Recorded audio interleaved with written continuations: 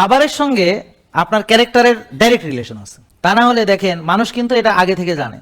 আপনারা বলেন তো, বিধবা মেয়েরা যখন শরৎচন্দ্র বিদ্যাসাগরের আমলে হিন্দু বিবাহ যখন মনে করেন ছোট ছোট মেয়েদের বিয়ে হইতো, নাবালিকা মেয়ে, এবং বয়স হওয়ার আগে বিধবা হয়ে যেত, জানেন কিনা?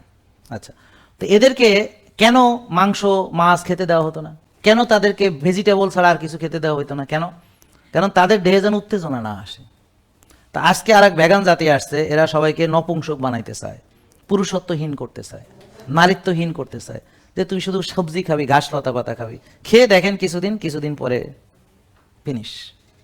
কেননা আমাদের যে কার্নিটিন আছে, কোয়েনজাইম কিউটেন আছে, বি কমপ্লেক্স আছে, গুড কোলেস্টেরল, বুঝতে পারছেন, যেগুলো আপনার টেস্টোস্টেরন তৈরি করবে। পুরুষত্বের জন্য দরকার হচ্ছে পেশি, এই পেশি তৈরি করবে good protein, good fat, brain ফাংশনের জন্য, নার্ভ ফাংশনের জন্য।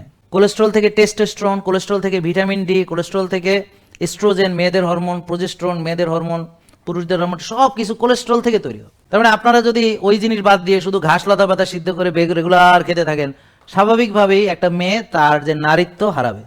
তখন ওদের টার্গেট হলো ওর নারীত্ব যেন না থাকে।